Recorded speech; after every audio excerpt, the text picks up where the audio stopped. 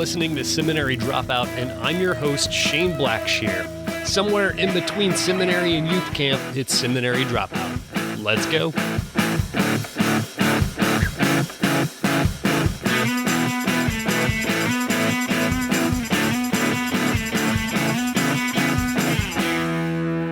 Hey everybody, I want to remind you that once again, our sponsor is Greatest Stories Ever Told. They're a small publishing company. I discussed with you last week this book that they came out with, Decoding Nicaea. It's so exhaustive and so fascinating. It covers so much regarding the Council of Nicaea. You can read the council's instructions to the churches. You can examine Constantine's review of the council. This even discusses about Constantine and whether or not he was an actual Christian when it scrutinizes the things he did and him as a ruler. It also discusses, was the Trinity invented in Nicaea? Did the council rewrite the Bible? Did Constantine change the Sabbath day? All this stuff. A lot of this stuff comes from popular level books like the Da Vinci Code and stuff like that. And so this kind of sets it straight. Great book, Decoding Nicaea. Remember, go check them out, greatest-stories-ever-told.com. So greateststoriesevertold.com, but dashes in between each word. Remember, I've linked to them on the show notes. All right. My guest today is a former child abuse prosecutor who currently teaches child abuse in the law and several other courses at Liberty University School of Law. He's also the founder of and executive director of Grace. The purpose of Grace is to educate and equip the faith community to correctly respond to sexual abuse disclosures, while also providing practical guidance to the Christian community on how to protect children. Boz, thanks so much for joining me. Hey, great to be here. When you went to law school, did you plan on getting into the field of child abuse, prosecuting child abusers? Shane, when I went to law school, I really had very little knowledge and understanding of this issue of child abuse. It wasn't until I graduated from law school and became a prosecutor that I really came very, almost face to face with this really devastating crime. And so, no, at law school, we didn't talk much about this subject at all. But when you're a prosecutor and suddenly you're given a file and you begin reading the file and you realize what the file contains, child sexual abuse case. And then you not only have the file in your hands, but you then set a time to meet with the victim and their family. And you begin to hear firsthand of the deceptive and really dark ways of the offenders and how much damage their offense causes, not only the young victim, but also the impact upon families, and just the ripple effect is really unbelievable. You really can't for me at least, it was hard for me to turn my back on that offense. I just grew more burdened by it and just wanted to do something more about it. So we continued to prosecute those cases, started a unit in our prosecutor's office that focused on sexual abuse cases. And then when I got out of prosecuting, that's when God opened the door for me a few years later to begin Grace. Well, part of the reason I ask is because I think you could have done a lot of things with your life. And even within law, you could have done a lot of things that aren't probably so personally taxing and, dark is the word you used. I have to assume that your faith had a real role in that decision. Yeah, I mean, I don't know if any of us really choose the directions in which we go, and certainly had not anticipated or planned this early in life, that this would be the direction I would be headed. But, I think as a Christian, one of the things that God is continuously teaching me is about the marginalized and ignored in the world around us. And so oftentimes those amazing people are found in our very churches. And I have found that, especially with the issue of abuse, that for too long and for too many people, they have been really ignored and marginalized in our churches. It's either it didn't happen, we don't want to believe it, and so it's much easier to embrace the narrative of the offender that that it's a lie, or that the offender's completely been redeemed and restored than so oftentimes what the truth is, and that is that this offense did occur, and in fact the offender is not repentant for the crime in which he or she is committed, but in fact that's part of their deceptive behavior. And so I have encountered so many adults today who had been abused as children, either inside the church culture or outside, but brought it to the attention of the church leadership. And because of how the church responded, they want nothing to do with church and certainly nothing to do with Jesus. And so as a Christian, that burdens me. It burdens me that so oftentimes that the church is the one that's been responsible for pushing these people out the door.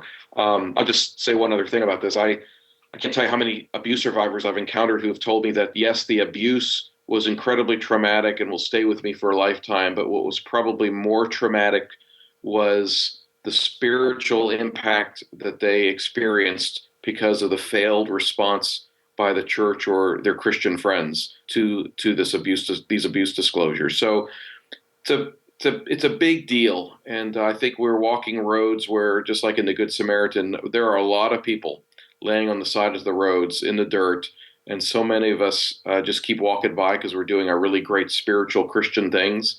And I think it's time that we stop, notice, cross the street, and maybe even get in the dirt with these amazing people and help bring them to safety. Well, you really dove right into a lot of things that I wanted to talk about and to cover. First, that you talked about the propensity of people to, one, not believe the allegations, but to glaze over them, to jump straight to the redemption of the perpetrator and that sort of thing. Is it that the crime, that the act is so heinous that we'd rather not believe it happened at all? Do you think that's why people have such a hard time accepting it? I think there are lots of reasons why people have a hard time accepting, and I think you've identified one, and one very common one, and that is it's just too reprehensible to believe that somebody would do something like this. Though as Christians, we should be more understanding than anybody else about the darkness of one's own heart, and that yes, anybody is capable of anything. But so oftentimes we'll say we believe that, but we don't really believe that in our practice and our understanding and how we respond to this particular offense. I think that there are, just speaking with somebody earlier today about the fact that there are, reputational issues that always get in the way. I don't want this to come out. I rather believe that the narrative that this didn't happen, because if it did happen, the impact it's going to have on my reputation as a pastor or the reputation of our church is going to be too grave. Usually, though, that's couched in, it would do damage to the cause of Christ or to the reputation of Jesus, which is really a nice pious way of saying it's going to hurt my reputation. But those are just two of many reasons why so oftentimes folks much rather believe what they want to believe than the truth. It seems like we rarely hear of, and maybe it's just because it doesn't make the news, but we rarely hear about sexual abuse going on anywhere outside a religious setting. Is it? Maybe that's not true. Maybe that's a tainted thing, because I hear a lot. I mean, just, on my local news, I hear about that a lot. But I guess it doesn't make national news as much. Is there something unique about a religious setting that fosters that? Obviously, as a Christian, I don't want to believe that. Or is it just the idea of gathering a bunch of people together without any questions asked that makes it particularly dangerous? Yeah, I think sexual abuse occurs in all environments and all settings. Wherever there is sin, there is sexual abuse. Having said that, I do think, there was a study that was done not too many years ago that found that I think it was like 93% of the confessed sex offenders that were interviewed in that study described themselves as deeply religious. Sure, church and faith communities certainly are an attraction to offenders. Some offenders, many of them grow up in the church. Some of them move into the church. And the reason being, I think there are many reasons, but um, it's a place where children congregate. It's a place filled with needy people, and it's a place filled with people who tend to be more trusting than folks in other environments. You add all those together, a trusting environment that has filled with needy people, that has in fact its own needs. I mean, I ask people every time I go to a church, how many churches do you belong to or have you been a part of that didn't have any need for help or assistance, especially when it comes to the youth or kids? I mean, that's one of the major areas of need. And so it becomes an attractive environment, whether it's for an offender who's already in that environment or for offenders outside. And I think the added dynamic, especially for offenders who have been raised in that environment, is the corresponding spiritual abuse that can be used to silence victims. We see that we've seen that for years that have come out in the Catholic Church, abuses where a priest would tell a child that he's just victimized in the confessional, that what goes on in the confessional stays in the confessional. If the child tells anybody, he'll be cursed by God. I mean, that type of spiritual abuse that occurs both in Catholic and Protestant worlds in relation to abuse makes it gives offenders who are deeply religious and who do know the language and do know how to distort scripture and faith terms, the ability to silence or keep their victims silent in a much more powerful way than so oftentimes they would be able to outside of those environments. There's been a lot of speculation too, I think especially since this Duggar case has come up recently, that abuse is especially rampant in more fundamental religious circles. Have you seen any patterns in that direction? I think it's always I hate generalities, so I think it's always dangerous to say that. I would say that the type of cultures that you so often see abuse prevalent or that are ripe for abuse are cultures that tend to be oftentimes very authoritarian, where in essence children are not valued as adults are.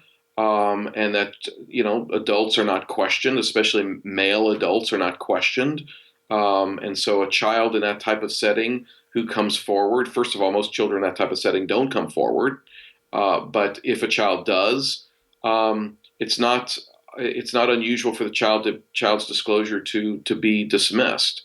I also think that in environments that are have no accountability, environments that are disconnected from other aspects of society, whether they be religious environments or non-religious environments, can also be places where that foster abuse, because there's no accountability. If somebody is abusing a child and they have no or minimal contact with the outside world or any community outside their own particular religious community, then for an offender, it's a much safer place to offend. And so I think we as Christians should work really hard in making the Christian community the least safe place for offenders and the most safe place for kids, whether that be in our homes, whether that be in our churches, whether it be in our schools, or any other aspect of the faith community that we participate in. So if we could, let's talk about some specifics. What can churches do to protect children? Well, I think first and foremost is to acknowledge that this offense exists, and that to acknowledge that this offense could exist in your very own church. And then second, to understand your limitations. Pastors are trained, whether they go to seminary or not, to preach God's word and to pastor God's people. They're not child abuse experts. They're not child advocates. They're not investigators. So to understand your limitations and to seek outside assistance in developing child protection policies and procedures, training for your church, and when situations surface that involve abuse, to seek, again, outside expertise. So oftentimes I have encountered churches who or pastors or leaders who feel like they can develop their own policies, that they can watch a video and provide some training, or when a situation occurs that all they need to do is pray and God will give them the wisdom to address it. And that is all incredibly dangerous. And so if I have Shane, if I'm speaking to you right now and I have a heart attack, I want my wife to bring me to the hospital with the absolute best doctors. Hmm. I certainly not anticipating my wife to get down and try to fix the problem. And I'm certainly not expecting her to call our pastor to come over and fix the problem. I hope she'll call the pastor, she'll pray, Sure. but certainly not fix the problem. Well, that we shouldn't approach this issue any differently. So let's reach out to the experts around us, and there are many more and more Christian experts as it relates to child advocacy that are out there that can give help. But the reality is this too: if you're a church and you have a situation and you need help and you don't know of a Christian that you can ask a Christian expert for assistance, then talk to the non-Christian about it. Yeah. I mean, perhaps God's placed that non-Christian in your path for such a time as this. So again, acknowledging the problem, reaching outside for assistance. Grace, the organization I lead, we are always helping churches either develop policies and procedures, audit their own policies and procedures to review them and see if they're need to be improved upon. Training of churches, not just training of leadership, but training of those who are working with kids, training the general congregation, and also training kids themselves, providing kids child safety classes. And what better way to protect our children than to equip them to understand the signs of abusers and how abusers act and think and how they manipulate and deceive. Because they're the ones on the front lines. They're the ones seeing the adults interacting with the children and with the youth, and are able to spot perhaps behavior that are concerning to them, and will know then through these types of classes who to go talk to about the concerns that they've just witnessed.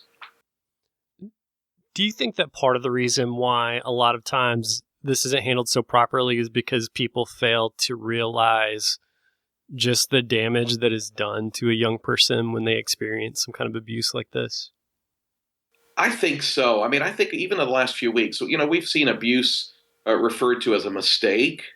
We've seen abuse minimized because the abuser happened to be 14 and not 24. All those things do great damage in trying to educate and equip people to the truthfulness of the harm and darkness of this offense. And so child sexual abuse is never a mistake. A child sexual abuse should always be reported to law enforcement, regardless of whether it occurs in your home and whether it's being perpetrated by one of your own children. It's a crime. And child abuse is just as damaging to a victim, whether that abuse is committed by somebody who's 15 years old or somebody who's 55 years old. What's the proper care of those children afterwards? I mean, I would think that some kind of counseling would be in order. Yeah, I'm not a great self-promoter, but I will make an exception here. I write a blog for Religion News Service, Yeah. and it's I just wrote a post last week about what to do, and this one's focused on when a parent learns that a sibling is sexually abusing another sibling, and that would be perhaps helpful to your listeners to review, because even if it's not a sibling situation, it still spells out a lot of, I think, helpful steps, practical steps, basic initial steps that parents can take when learning that their child has been abused. But yeah, I mean, the worst thing a parent could do is not believe their child. Absolute worst thing that could they ever do.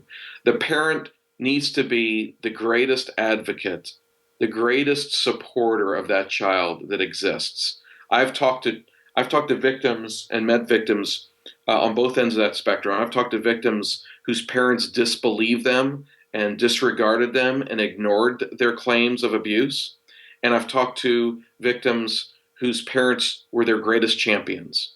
And I can just tell you, and I think they would tell you if they were here, that the journey traveled by both of those victims, though both very, very difficult journeys, One was almost impossible. One created far more trauma because of the failure of parents to be their champion, and the other, as difficult as it was a journey that was not never made alone, and a journey where these children and these victims always felt loved, even though they may have felt isolated. They may have felt, the various um, impacts that abuse causes a child. They always knew they were loved by mom and dad, and that's so critical. And love is going to manifest itself not in just believing your child, but in reporting the offense to the police, walking with your child through that process from the beginning to the end,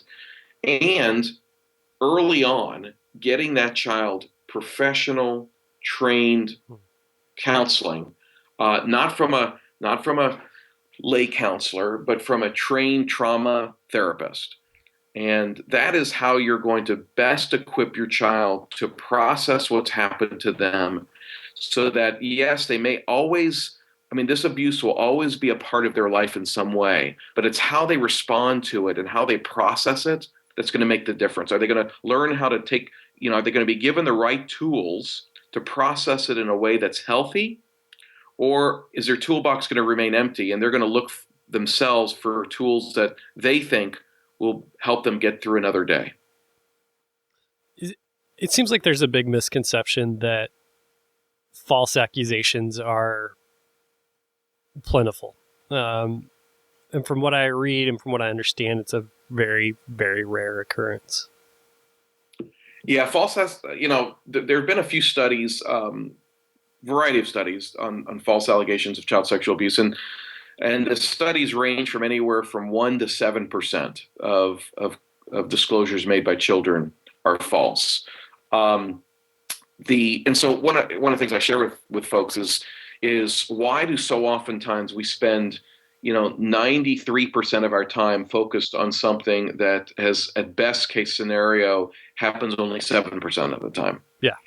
And in my own experience is that it's far more likely that a child if a child is going to lie, they're going to lie about the fact that the abuse didn't occur when in fact it did. There's far more pressure on a child, direct and indirect, to lie about the fact that the abuse didn't occur than to make up a story about abuse. Is there a profile of a predator? I heard you say in an interview that, the predator is not likely to be, the quiet kind of weird guy sitting alone at a party. It's more likely to be the guy who threw the party. Well, here's the best response to that. It could be both. Okay. I think when I made that comment, it was in the context of saying that we so oftentimes are focused exclusively on the creepy guy at the park, or the guy sitting quietly at the party. That's the one we're like, oh, that guy's a creeper. We got to stay away from him. And we're not focused on the one hosting the party. Yeah. And so the reality is there's no profile. I was at a meeting one time with Anna Salter, who's a very well-known psychologist who's written a very difficult book to read, but a very fascinating and important book to read called Predators. And Dr. Salter has spent the last 20 plus years investigating and interviewing confessed sexual predators. And so the amount of information she provides is really, really helpful. But, she asked at this meeting, she said, do we know why offenders abuse? Why do people sexually abuse children? And after a few minutes, nobody raised their hand. And so I decided to give it a stab. And I said, well, we don't know. And she goes, exactly. That's part of the problem. If we knew, we'd be able to fix it. We don't know. And that's why, people from the creepy guy in the park to people like Dennis Hastert are abusing kids. And we're all focused on the guy in the park, but not the Speaker of the House. Well, yeah, that's the great danger. That doesn't mean that we think everybody, and we should think everybody's a child sexual abuser. What it does mean, though, is that we cannot determine whether somebody is abusing a child based upon their socioeconomic status, their gender, their influence, their leadership position. And so we need to get away from and move away from those stereotypes and to say, listen, if a child discloses abuse, even if he's accusing the most influential, wealthy person of our church, we take it very, very seriously. We don't dismiss it because that person could very well have abused this child. Yeah, because it seems like a part of what you were trying to, correct when you made that statement was, you hear situations where people say, well, it couldn't have happened because so-and-so is, teaches Sunday school and, is everybody's best friend, the pillar of the community, things like that. Yeah, somebody, a good friend of mine said that niceness is not a quality trait. And I think we so often, I don't know how many times we've heard, oh, that guy was such a nice guy, he would never do that. Well, that's not a personality trait. Niceness can be a conscious decision made for a very particular purpose. A lot of times, and we've touched on this, but a lot of times it's so strange. So many people get it backwards and put the priority on reconciliation of the predator and redemption of the predator. How do we keep the victim the priority on them? Well, it goes back to, I think, what I said earlier. That's the preferred narrative. The gospel is all about redemption. So when the offender confesses, cries a little bit, and asks for forgiveness, we rejoice, embrace him, and move on. And we actually get a little irritated at the victim and some of the others who go, wait a minute, hold on a second. And in fact, I wrote about this too. The victim ends up being sort of viewed as like the perpetrator, and the perpetrator ends up painting himself as a victim. And that's incredibly dangerous. I think that so oftentimes we do focus on the offenders, and we oftentimes, I have a friend of mine wrote an article one time that talked about the fact that we often we apply law to victims and gospel to offenders, when in actuality we need to be applying gospel or grace to victims and law to offenders. And we also have to understand the understanding that it is not, it is actually biblical to pursue justice. Right. And we so often don't hear about that. And the fact is that when somebody abuses a child, even if they claim to be sorry and repentant for it, does not mean that we turn our backs and stop pursuing justice. God has created, Romans 13 is very specific as to the fact that the God-ordained civil authorities have the jurisdiction, their earthly jurisdiction, to address these situations. And we need to be obedient in letting them carry out that responsibility.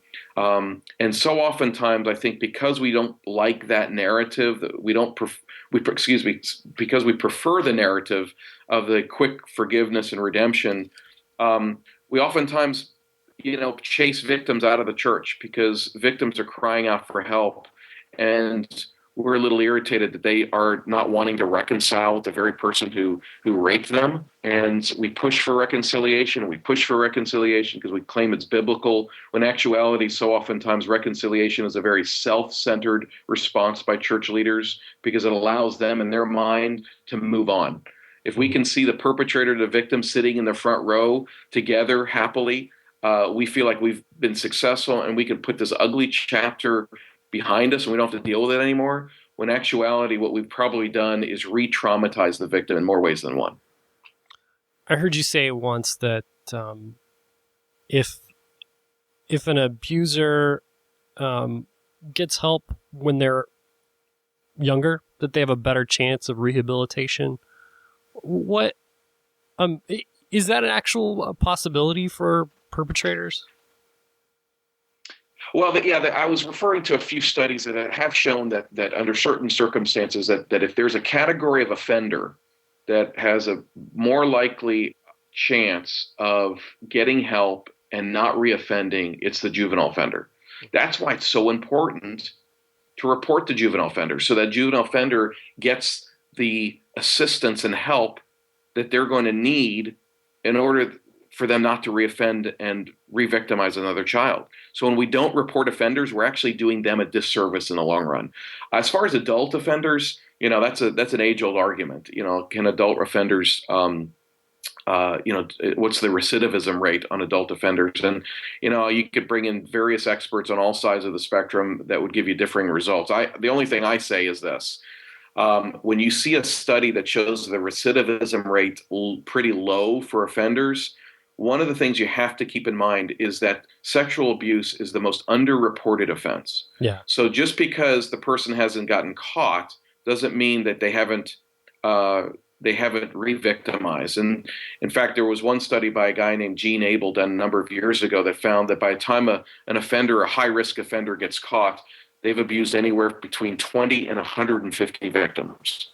Wow. So the fact that they haven't gotten caught doesn't mean that the recidivism rate is lower. It may mean just the very fact they haven't gotten caught.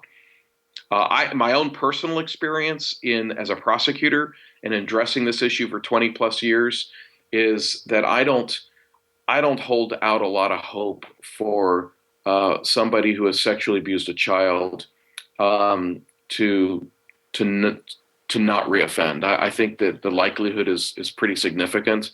More often than not, because so many of the offenders that I prosecuted would never acknowledge and admit what they did. Yeah. Yeah. So when you're not admitting what you did and you won't take ownership for what you did, you are not a safe person. Right. Yeah. A pretty huge red flag that someone's not actually seeking any kind of rehabilitation. We've talked a lot about, within the church, and these aren't mutually exclusive, but specifically for parents. It's enough to, all of this talk, and the more I read about it, it's enough to make me kind of afraid as a parent. And I don't think that there's a healthy fear. But beyond that, I don't think, God wants me to live my life in fear for my kids. What is a good, I guess, what are best practices? What's the best way for parents to protect their kids?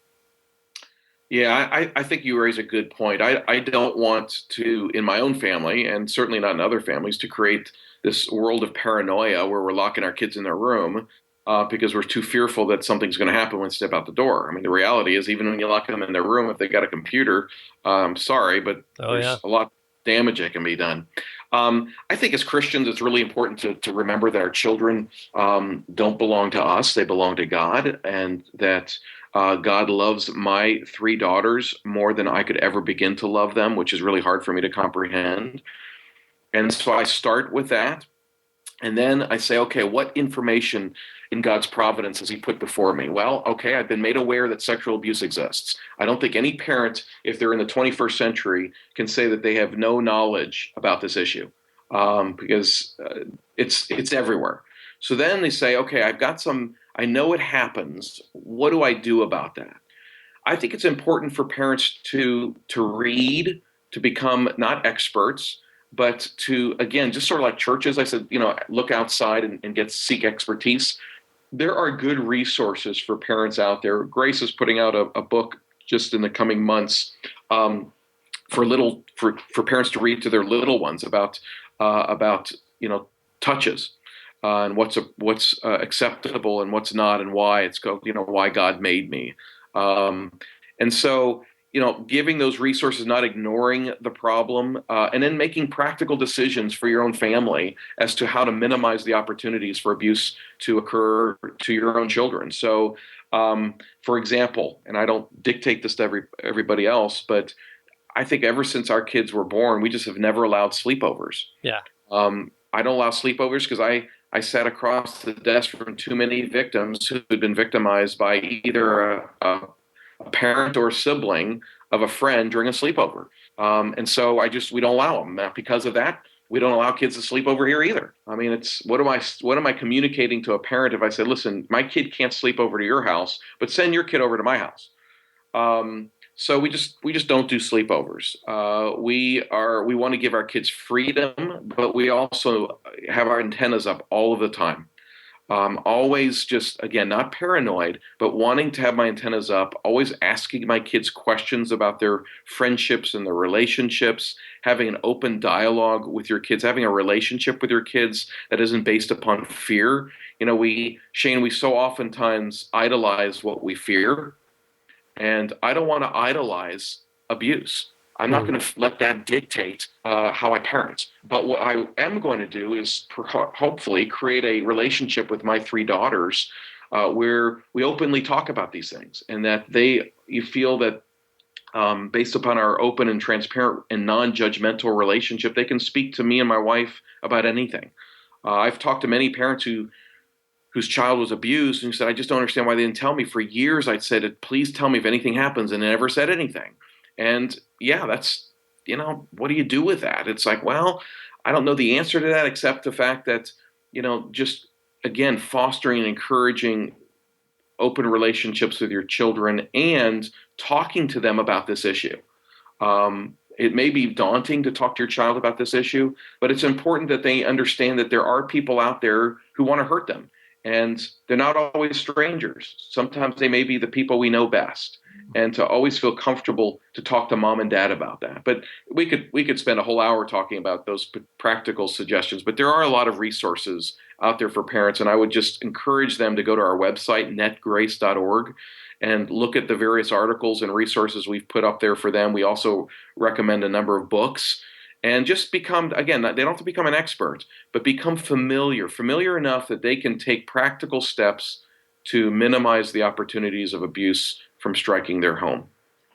Well, Boz, that's such good information. I'm so thankful for what you do, and I'm so thankful that there's someone from within the church who's doing what you're doing. We'll have links to Grace.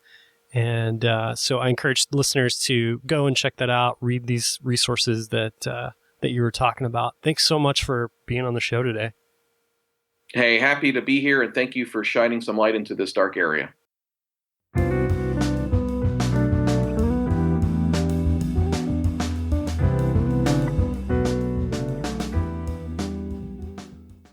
Thanks for joining me for another episode of Seminary Dropout. Remember, you can find all the show notes for this show and all shows at shaneblackshear.com.